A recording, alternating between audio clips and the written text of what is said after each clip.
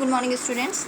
Now we are going to explain next topic of electric motor and chapter is electromagnetism of physics. So हम लोग electromagnetism chapter जो कि physics का chapter है उसका next topic I mean electric motor का आगे construction से स्टार्ट करेंगे. लास्ट वीडियो में इलेक्ट्रिक मोटर का डेफिनेशन है उसका जो टाइप होता है वहाँ तक हो चुका था. कंस्ट्रक्शन में भी फर्स्ट नंबर आर्मेचर हो चुका था. सो बी नंबर से हम लोग यहाँ पे क्या स्टार्ट करेंगे. और जैसे पहले भी हम बोल चुके हैं कि ये अभी हम लोग जो भी प्रिपरेशन कर रहे हैं for diploma exam, state level diploma exam, disco apprentice and any competitive exam. So commutator और स्प्लिट रिंग क्या होता है. सो ये एक ऐसा डिवाइस होता है जो करंट का फ्लो जो होता है उसको अपोजिट भी कर सकता है डायरेक्शन. आई मीन अगर लेफ्ट से राइट जा रहा करंट तो राइट से लेफ्ट भी आ सकता है. आई मीन करंट का जो डायरेक्शन है उसको रिवर्स करता है, उल्टा भी करता है. ठीक है. थ्रू किसके चलते तो किस में हो रहा है ये तो सर्किट में. डेफिनेटली करंट है कहाँ तो सर्किट में है. सो इसमें होता है क्या, ये दो हाफ होता है सेम मेटेलिक रिंग का. मतलब एक ही सेम मेटल का जो रिंग होगा वो दो हाफ में कन्वर्ट रहेगा. कम्यूटेटर का होगा या स्प्लिट रिंग भी बोलते हैं इसको. थर्ड मैग्नेट का क्या होता है तो मैग्नेट कहाँ है तो मैग्नेटिक फील्ड में ही मैग्नेट रहता है. सो मैग्नेटिक फील्ड है वही सप्लाई करता है किसको तो परमानेंट मैग्नेट को. और उसका NS for north pole and south pole. तो मैग्नेट का तो डायरेक्शन ही होता है north south. The sliding contact या उसको ब्रश बोलते हैं. ये क्या होता है फिक्स्ड होता है. ब्रश जो होता है मोटर में फिक्स होता है. लास्ट बैटरी क्या है ये कंसिस्ट होता है सेल से. हम लोग इलेक्ट्रोकेमिस्ट्री जो कि केमिस्ट्री में एक चैप्टर था उसमें हम लोग बैटरी सेल ये सब बहुत ही डिटेल में कितना सारा सेल होता है बैटरी होता है बहुत सारे डिटेल में लोग देखें. इलेक्ट्रोकेमिकल सेल होता है, कंसंट्रेशन सेल होता है, देन इलेक्ट्रोलाइटिक सेल होता है, डेनियल सेल होता है. बैटरी में भी दो होता है, एक प्राइमरी एक सेकेंडरी. प्राइमरी में दो एग्जाम्पल होते हैं ड्राई सेल, मर्क्यूरी सेल. और सेकेंडरी में भी दो होता है, एक lead acid storage cell and second जो होता है निकल कैडमियम स्टोरेज सेल. तो इलेक्ट्रोकेमिस्ट्री जो कि केमिस्ट्री का चैप्टर है उसमें हम लोग बहुत ही डिटेल से ये सब बैटरी सब देख चुके हैं. सो बैटरी क्या होता है group of cell is known as battery. बहुत सारा सेल एटलीस्ट दो से ज़्यादा सेल होना चाहिए वो जब आपस में मिलता है तो उसका ग्रुप को बोलते हैं बैटरी. एंड सेल क्या होता है सेल का काम क्या है ये क्या होता है in this process chemical energy is converted into electrical energy. Chemical energy जो होता है यानी रासायनिक ऊर्जा वो इलेक्ट्रिकल एनर्जी यानी विद्युत ऊर्जा में कन्वर्ट हो जाता है. सो उसको हम लोग बोलते हैं सेल. सो बैटरी दो या दो से ज़्यादा सेल का से बना हुआ रहता है, कंसिस्ट होता है. सो यूजेस ऑफ मोटर का भी यूज़ होता है कहाँ तो इलेक्ट्रिक फैन में. सेकेंड पंपिंग वाटर को पंप करने के लिए. थर्ड वेरियस टॉय बहुत सारा खिलौना, वेरियस मीन्स बहुत सारा खिलौना में यूज़ होता है. Next electric generator just opposite electric motor क्या था, ये एक ऐसा डिवाइस है जो इलेक्ट्रिकल एनर्जी को मैकेनिकल एनर्जी में कन्वर्ट करेगा. और इलेक्ट्रिक जनरेटर उल्टा, ये एक ऐसा डिवाइस है जो मैकेनिकल एनर्जी को इलेक्ट्रिकल एनर्जी में कन्वर्ट करेगा. A device that convert mechanical energy into electrical energy is called an electric generator. और टाइप सेम जैसे मोटर का दो टाइप था, AC motor, DC motor. Electric generator का भी दो होगा, एक AC generator and DC generator. Okay. Next principle. Electric generator का प्रिंसिपल क्या है, कौन सा प्रिंसिपल पे ये काम करता है तो इलेक्ट्रोमैग्नेटिक इंडक्शन के बेस पे ये काम करता है. और इलेक्ट्रिक मोटर कौन सा इसका प्रिंसिपल क्या था, किसके बेस पे ये काम करता है तो फ्लेमिंग का लेफ्ट हैंड रूल के बेस पे ये काम कर रहा था. कौन इलेक्ट्रिक मोटर. और इलेक्ट्रिक जनरेटर इलेक्ट्रोमैग्नेटिक इंडक्शन के बेस पे ये काम करता है इलेक्ट्रिक जनरेटर. सो अब है कि इलेक्ट्रोमैग्नेटिक इंडक्शन होता है क्या, इसके बेस पे तो काम करेगा इलेक्ट्रिक जनरेटर. क्लियर है. बट ये होता है क्या तो कोई भी कंडक्टर में मैग्नेटिक फील्ड को यूज़ करके हम लोग करंट को क्या है जनरेट करते हैं, मतलब करंट उसमें आता है. तो ये जो हम लोग इलेक्ट्रिसिटी प्रोडक्ट हो रहा है मतलब प्रोडक्शन हो रहा है मतलब इलेक्ट्रिसिटी बन रहा है, इलेक्ट्रिसिटी आ रहा है कंडक्टर में मैग्नेटिक फील्ड को यूज़ करने के बाद. तो ये जो मैग्नेटिज्म का ही रिजल्ट है. I mean magnetic field use किए तभी ना करंट प्रोड्यूस हुआ कंडक्टर के अंदर. तो ये है किसका, ये जो प्रोडक्शन हो रहा है करंट का ये तो मैग्नेटिज्म का ही रिजल्ट है. इसी को हम लोग बोलते हैं इलेक्ट्रोमैग्नेटिक इंडक्शन. सो अब हम लोग इसको रीच करते हैं. The generation of electric current using a magnetic field and a conductor. Electricity production होता है किसका चलते तो as a result of magnetism I mean magnetic field के चलते. उसी को हम लोग बोलते हैं is called EMI that is electromagnetic induction. Clear है. Next topic AC and DC current. हम लोग जान रहे हैं कि current are of two types, एक AC full form alternating current and DC direct current. Alternating current क्या होता है तो पहले हम लोग क्लियर कर लेते हैं कि अल्टरनेटिंग करंट टाइम के साथ चेंज होता है. ठीक है। सो अगर डायग्राम देखते हैं तो सपोज ये डायग्राम है, तो वर्टिकल डायरेक्शन में हमेशा करंट होता है एंड करंट का सिंबल कैपिटल आई, और ये वर्टिकल में, एंड हॉरिजॉन्टल में हमेशा टाइम होता है, स्मॉल टी से डिनोट करते हैं। सो अल्टरनेटिंग करंट क्या होता है, ये इस ऊपर जो है that is known as crest, नीचे जो है दैट इज अ थ्रो। तो ये दोनों डायरेक्शन में काम करता है, अप डाउन, ठीक है। सो अल्टरनेटिंग करंट क्या है, current in which direction is changed periodically means respect to time के साथ, टाइम के रिस्पेक्ट में, is called alternating current. India में ज़्यादातर जो पावर स्टेशन होता है वो अल्टरनेटिंग करंट को ही जनरेट करता है, उत्पन्न करता है। So in India most of the power station generate AC, alternating current. The direction of current change after every 1/100 second in India. India में करेंट का अल्टरनेटिंग करंट का डायरेक्शन चेंज होता है 1/100 सेकेंड में, इतना में करंट अल्टरनेटिंग करंट का जो डायरेक्शन है वो चेंज होता है। उसके बाद frequency, the frequency of AC in India is 50 hertz. ये क्वेश्चन आया हुआ है, बहुत बार रिपीट हुआ है। इंडिया में अल्टरनेटिंग करंट का फ्रीक्वेंसी क्या है, 50 hertz. Hertz is a unit of frequency. And what is frequency, a complete rotation in a circle is known as frequency. एक कंप्लीट रोटेशन जो होगा सर्कल में उसको हम लोग बोलते हैं फ्रीक्वेंसी। अब यहाँ पे फ्रीक्वेंसी क्या होगा, कंप्लीट रोटेशन, तो ये यहाँ से यहाँ हुआ, फिर यहाँ से जो यहाँ हुआ, इसको अगर हम इधर टर्न कर दें तो ये वाला यहाँ से लेके यहाँ, अगर ये आ गया तो कंप्लीट रोटेशन बन गया। सो इसमें कंप्लीट रोटेशन यहाँ से लेके यहाँ एक कंप्लीट रोटेशन, फिर सेकेंड दूसरा कंप्लीट रोटेशन यहाँ से लेके इसको अगर हम यहाँ तक ले गए तो यहाँ तक, that is a complete rotation. तो एक सेकेंड में कितना कंप्लीट रोटेशन हो रहा है, that is known as frequency, speed बोल सकते हैं फ्रीक्वेंसी को। सो इंडिया में 50 हर्ट्ज होता है फ्रीक्वेंसी। AC जो होता है वो ट्रांसमिट होता है, ये और मेन बात है, इससे क्वेश्चन आते हैं। अल्टरनेटिंग करंट को बहुत लंबा डिस्टेंस तक, बहुत लंबा दूरी तक हम लोग आराम से ट्रांसफ़र कर सकते हैं, और ये करने में एनर्जी बहुत ज़्यादा लॉस नहीं होता है, ठीक है। सो ये एक एडवांटेज हो गया, प्लस पॉइंट हो गया अल्टरनेटिंग करंट का डायरेक्ट करंट के ऊपर। अल्टरनेटिंग करंट डायरेक्ट करंट से बेहतर क्यों है, तो ये हम लोग देख सकते हैं इसको, कि अल्टरनेटिंग करंट को बहुत लंबा दूर तक भी हम लोग ट्रांसफ़र कर सकते हैं बिना बहुत ज़्यादा एनर्जी का लॉस हुए। सो AC इज़ ट्रांसमिटेड, मतलब एक जगह से दूसरा जगह जाना, ट्रांसफ़र होना, up to a long distance, बहुत लंबा दूरी तक, without much loss of energy, बिना बहुत होगा एनर्जी लॉस होगा बट बहुत ज़्यादा नहीं होगा, without much loss of energy इस एडवांटेज। और ये एक एडवांटेज है AC का, किसके ऊपर, ओवर DC। डायग्राम भी क्लियर है। So next DC direct current. Direct current क्या होता है, ये फ्लो करेगा एक ही डायरेक्शन में। अल्टरनेटिंग करंट AC क्या होता है, दोनों डायरेक्शन में फ्लो कर रहा, up down. But direct current का अगर हम लोग डायग्राम देखें तो सिर्फ एक ही डायरेक्शन में हो रहा, डाउन नहीं है, सिर्फ अप, एक ही डायरेक्शन में फ्लो करता है। इसमें भी वही होगा, करंट वर्टिकल और हॉरिजॉन्टल में टाइम, ठीक है, प्लस और नीचे minus. So direct current DC जो है वो करंट इसमें जो होगा वो फ्लो करेगा एक ही डायरेक्शन में, उसको हम लोग बोलते हैं डायरेक्ट करंट। और इलेक्ट्रोकेमिकल सेल प्रोड्यूस करता है डायरेक्ट करंट को, ठीक है। डायरेक्ट करंट क्या है, इलेक्ट्रोकेमिकल जो सेल होता है, हम लोग फिर से बोल रहे हैं, इलेक्ट्रोकेमिस्ट्री में ये सब पढ़ चुके हैं। इलेक्ट्रोकेमिकल सेल होता है जिसमें 2 कंटेनर होता है, सॉल्ट ब्रिज होता है, अगार होता है, 2 रॉड होता है, एक जिंक का, एक कॉपर का, ऐसे ये पूरा डिटेल में अभी हम नहीं बोलेंगे। इलेक्ट्रोकेमिस्ट्री चैप्टर जो केमिस्ट्री का है उसमें ऑलरेडी डिटेल में एक्सप्लेन हो चुका है। तो इलेक्ट्रोकेमिकल जो सेल होता है उसमें डायरेक्ट करंट प्रोड्यूस होता है। अब है कि एडवांटेज बताना है AC का DC के ऊपर, DC से अच्छा AC क्यों है। First, cost of generation of AC is much less than that of DC। Direct current के कंपेयर में अल्टरनेटिंग करंट का जो जनरेशन होता है, उत्पन्न होता है अल्टरनेटिंग करंट, उसका कॉस्ट बहुत कम होता है। डायरेक्ट करंट के कंपेयर में अल्टरनेटिंग करंट का जो जनरेशन होगा, ये जो करंट उत्पन्न होगा वो उसका कॉस्ट बहुत कम होता है, ठीक है। Second number, AC can be easily converted to DC।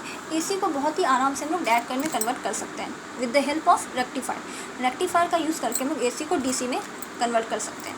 और रेक्टिफायर का एक और नाम है कन्वर्टर, कोई भी नाम से ऑप्शन में आ सकता है। सो हम लोग को सब नाम जानना है, या तो रेक्टिफायर नहीं तो कन्वर्टर। और इन्वर्टर क्या होता है, जो DC को AC में कन्वर्ट करे। Third, AC can be control by use of choke which involve less loss of power, whereas DC can be controlled using resistance which involve high energy loss. ये point का मतलब है कि AC alternating current को control किया जा सकता है, क्या यूज़ करके, तो चॉक को यूज़ करके। और चॉक को यूज़ करने से क्या होगा, बहुत कम पावर का लॉस होगा। लेकिन डायरेक्ट करंट को कंट्रोल करते हैं हम लोग रेजिस्टेंस यूज़ करके, लेकिन होता क्या है, रेजिस्टेंस से एनर्जी जो है बहुत ज़्यादा लॉस होता है। सो चॉक को हम लोग डीसी में नहीं यूज़ कर सकते, चॉक हमेशा एसी में यूज़ होता है, और पावर का भी लॉस बहुत कम। लेकिन डायरेक्ट करंट को कंट्रोल करना है तो रेजिस्टेंस यूज़ करना पड़ेगा, और रेजिस्टेंस यूज़ करने से बहुत ज़्यादा एनर्जी लॉस होता है। क्लियर है? सो यहाँ पे ये एसी का और ये डीसी का बात हो गया। रेजिस्टेंस हम लोग जान रहे, करंट इलेक्ट्रिसिटी में पढ़ चुके हैं। रेजिस्टेंस क्या होता है? Resist the flow of current in the circuit. Circuit के अंदर करंट का फ्लो को, आई मीन करंट जो घूम रहा है सर्किट के अंदर, तो करंट का फ्लो को रजिस्ट करे, रोके, that is known as resistance. Clear है? ये 3 पॉइंट है। Next 4th point, AC can be transmitted over long distance without much loss of energy. ये तो डेफिनेशन ही हो गया कि एसी को एक जगह से दूसरे जगह, आई मीन बहुत लॉन्ग डिस्टेंस तक हम लोग ले जा सकते हैं बिना बहुत ज़्यादा एनर्जी का लॉस हुए। 5th last, AC machine are stout and durable and do not need much maintenance. AC machine, I mean alternating current का जो मशीन होता है उसको मेंटेनेंस करने के लिए बहुत ज़्यादा मेंटेनेंस का ज़रूरत नहीं होता है, और वो ड्यूरेबल होता है इन स्काउट। अब 5 तो एडवांटेज हो गया एसी का, 2 डिसएडवांटेज भी है। आई मीन एसी से क्या नेगेटिव पॉइंट है एसी का, वो भी देख लेते हैं डिसएडवांटेज। फर्स्ट, एसी जो है उसको हम लोग use for, AC can not be use for the electrolysis process.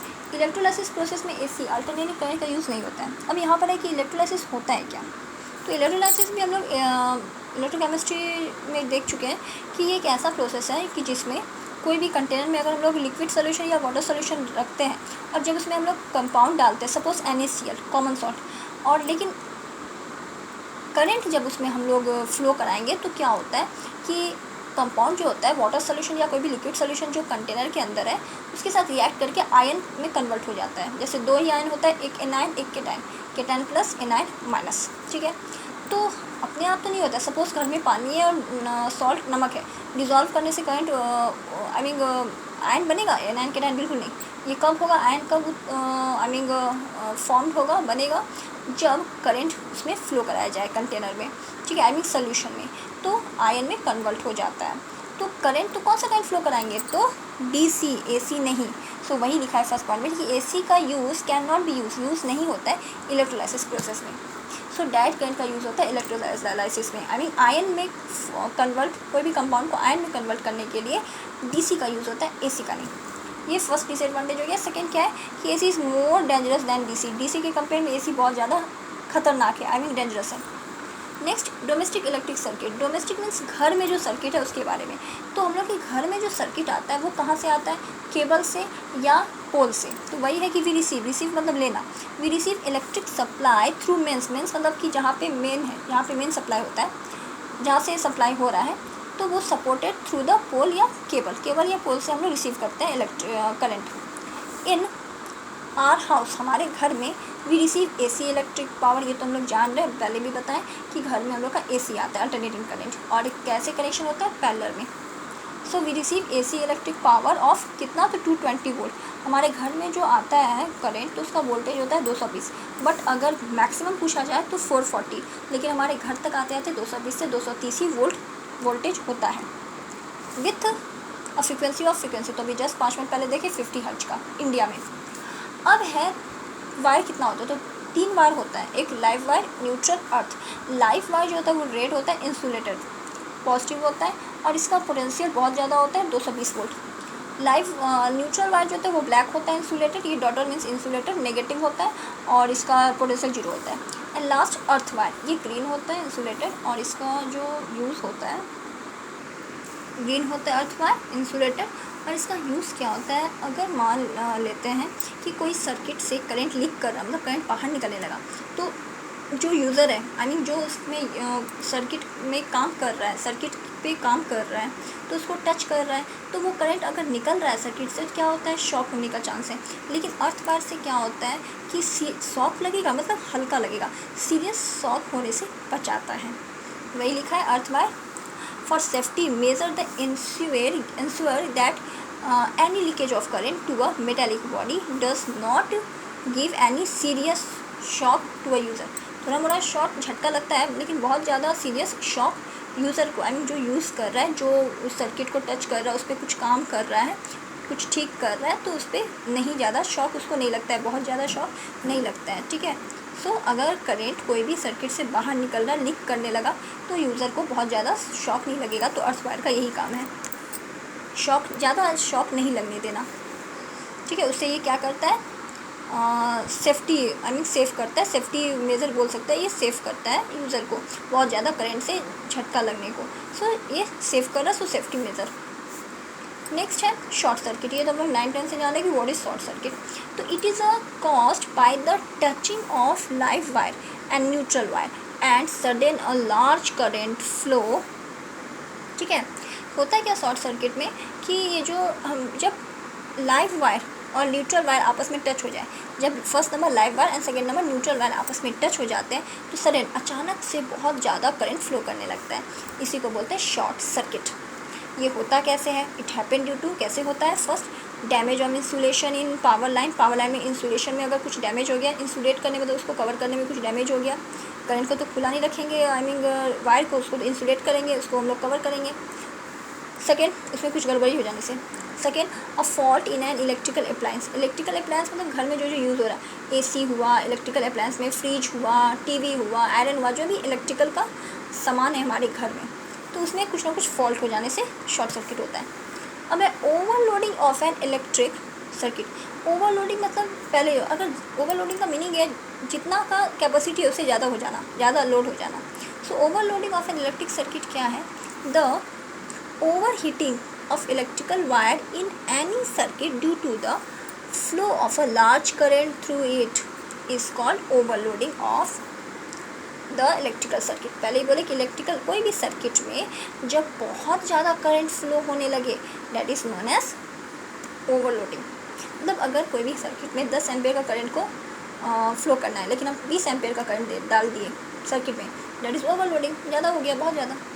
A sudden means अचानक, a sudden large amount of current flow through the wire which causes overheating of wire and may causes fire also।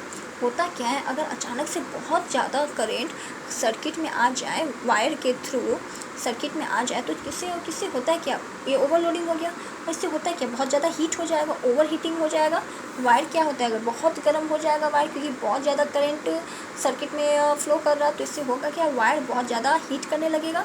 तो ये over heating of wire जो होगा बहुत ज़्यादा heat करने लगेगा, और इसके चलते फायर भी हो सकता है। Next, electric fuse. हम लोग जान रहे हैं कि फ्यूज़ हर घर में होता है, हम लोग सब जगह देखते हैं। फ्यूज़ जो होता है किसका बना होता है, ये भी बहुत बड़ा है। Fuse is made up of lead and tin. Lead का सिंबल PB, टीन का सिंबल SN। तो लेड और टीन से मिलके फ्यूज़ बनता है। फ्यूज़ का काम क्या है, क्योंकि हाँ सब घर में हम लोग देखते हैं कि फ्यूज़ रहता है, तो ये एक ऐसा प्रोटेक्टिव डिवाइस है, मतलब प्रोटेक्ट करने वाला डिवाइस है, जिसका यूज़ होता है क्या करने के लिए, तो सर्किट को प्रोटेक्ट करने के लिए फ्रॉम शॉर्ट सर्किट। अगर शॉर्ट सर्किट होने का चांस है और फ्यूज़ लगा है, तो शॉर्ट सर्किट से हम लोग बच जाते हैं। क्यों, फ्यूज़ है, उड़ जाता है। बोलते भी हम लोग कि फ्यूज़ उड़ गया, तो क्या होता है, शॉर्ट सर्किट से बच जाता है। शॉर्ट सर्किट जैसे होने का रहता है, शॉर्ट सर्किट क्या होता है, जब न्यूट्रल वायर और लाइव वायर आपस में टच हो जाए, तब शॉर्ट सर्किट होता है। तो शॉर्ट सर्किट होने से ये बचाता है। क्या होता है कि मान लेते हैं कि शॉर्ट सर्किट हो गया, लाइव वायर और न्यूट्रल वायर आपस में टच हो गया, तो जैसे टच होता है फ्यूज़ उड़ जाता है, तो उससे हम लोग क्लियर हो जाते हैं कि भाई शॉर्ट सर्किट होने का था। सो ये एक प्रोटेक्ट कर रहा है। So it is a protective device used for protecting the circuit from short circuit. And so क्या है कि शॉर्ट सर्किट एंड ओवरलोडिंग, ठीक है। तो ये शॉर्ट सर्किट से भी बचाता है, फ्यूज़ और साथ ही साथ ओवरलोडिंग। सर्किट में अगर 10 एम्पियर का कैपेसिटी है फ्लो करने का करंट का, और अगर हम 20 एम्पियर का करंट फ्लो करा रहे हैं, तो ओवरलोडिंग हुआ, तो उससे भी क्या होता है, सर्किट में क्या होता है कि फ्यूज़ लगने से फ़ायदा क्या, फ्यूज़ उड़ जाता है, तो उससे क्लियर हो जाता है कि ओवरलोडिंग था। और शॉर्ट सर्किट से भी बचाता है ये fuse. It is a piece of thin wire of material having a low melting point and high resistance. इसमें क्या होता है, बहुत ही पतला वायर का पीस रहता है मटेरियल, जिसमें मेल्टिंग पॉइंट बहुत कम होना चाहिए। मेल्टिंग मतलब पिघलने वाला जो पॉइंट है बहुत कम, कम पिघलना चाहिए, ठीक है। और रेजिस्टेंस बहुत हाई होना चाहिए। क्लियर है। नेक्स्ट देखते हैं। तो ये इलेक्ट्रिक फ्यूज़ यहाँ तक क्लियर हुआ। एंड फ्यूज़ किसका बना होता है, fuse is made up of lead and tin. Lead का सिंबल PB, टीन का सिंबल SN। नेक्स्ट है 4 पॉइंट में, फ्यूज़ हमेशा कनेक्ट होगा लाइव वायर के साथ। ये डॉटर मतलब fuse is always connected in series to the electric circuit and third point है कि fuse is always connect to the beginning of an electric circuit, electric circuit का स्टार्टिंग में ही ये रहेगा कनेक्ट। एंड लास्ट, फ्यूज़ जो है वो वर्क करता है हीटिंग इफेक्ट के बेस पे, क्योंकि फ्यूज़ कब होता है, जब बहुत ओवरलोडिंग हो। ओवरलोडिंग अभी जस्ट पता है, ओवरलोडिंग में ओवर हीट होने लगता है वायर, तो हीटिंग इफेक्ट के चलते फ्यूज़ वर्क करता है उसमें। अब लास्ट हमारे पास 2 टॉपिक बचा, left hand rule and right hand rule. Left hand rule को याद करने की एक सिंपल ट्रिक बताया है, mother father child. Mother M for motion, I mean किसका, फोर्स का मोशन। फादर का एफ से फील्ड, एंड किसका फील्ड, तो that is a magnetic field. And child का सी से current, I mean electric current. तो थंब मोशन बताएगा, सपोज ये लेफ्ट हैंड रूल है, तो ये हुआ थंब। थंब जो होता है ये बताता है, ये डायरेक्शन देता है क्या, तो फोर्स का मोशन का। तो थंब क्या है, फोर्स का मोशन बताएगा। 4 फिंगर मैग्नेटिक फील्ड बताएगा, और मिडिल फिंगर क्या है, एक करंट बताता है। तो यही है, यही हम डायग्राम में भी शो किए हैं, ठीक है। ए बी एंड सी, ये डी फोर्स ऑफ मोशन बताता है, ये थंब का हो गया। डायरेक्शन ऑफ करंट बताता है, direction of current that is direction of current that is a middle finger का हो गया। एंड मैग्नेटिक फील्ड बताएगा, दैट इज़ 4 फिंगर का हो गया, ठीक है। तो ये डायग्राम वाला बात हुआ, ये डायरेक्शन वाला बात हो गया। अकॉर्डिंग टू दिस रूल, अब हम इसको थ्योरी में अगर लिखें तो जैसे स्ट्रेच करेंगे, मतलब फैलाएंगे थंब को, 4 फिंगर को और मिडिल फिंगर को, तो क्या है लेफ्ट हैंड में, ठीक है, लेफ्ट हैंड में तो क्या होता है, म्यूचुअली परपेंडिकुलर होता है ईच अदर, आपस में म्यूचुअली परपेंडिकुलर। तो डायग्राम में भी देख सकते हैं mutually perpendicular, I mean 90 degree बन रहा है। जैसे हम लोग ऐसे करेंगे तो ये क्या हो रहा है, ये साइन है 90 डिग्री का, 90 डिग्री। अब है राइट हैंड रूल, इसमें वही है मदर फादर चाइल्ड। मदर का एम लेंगे, दैट इज़ अ मोशन। किसका मोशन होगा यहाँ पे, तो हम लोग देख रहे हैं यहाँ पे सिंपल मोशन है किसका, तो मोशन यहाँ पे कंडक्टर का ही मूवमेंट हो रहा है, ठीक है। ये थंब बताएगा, फादर का एफ से फील्ड मैग्नेटिक फील्ड, 4 फिंगर बताएगा। चाइल्ड का सी से करंट हो गया, ये इंड्यूस्ड, ये मिडिल फिंगर बताएगा। सो डायग्राम में देखेंगे हम लोग, तो ये हो गया इंड्यूस्ड करंट, वेस्ट हो गया मैग्नेटिक फील्ड, और ये मोशन वर्टिकली डाउनवर्ड, ठीक है। तो ये भी वही बात हो गया। हम लोग एक शॉर्ट ट्रिक है, ये याद करने का तरीका है कि M F mother father child का फर्स्ट लेटर लो, तो एम से motion, M motion, F field, C current. तो वैसे ये भी हो गया राइट हैंड के लिए। थंब कंडक्टर के अंदर का, आई मीन इलेक्ट्रॉन का मोशन, कंडक्टर में क्या फ्लो करता है, करंट, करंट में क्या, तो इलेक्ट्रॉन का मोशन। 4 फिंगर मैग्नेटिक फील्ड और middle finger current, induced current को रिप्रेजेंट करता है। क्लियर है। यहाँ के इसके साथ हमारा electromagnetic chapter A to Z competitive exam, diploma और डिस्को अप्रेंटिस के लिए कंप्लीट हुआ, ठीक है। Next video, I mean next class में हम लोग कोई नया चैप्टर, न्यू चैप्टर स्टार्ट करेंगे। ओके।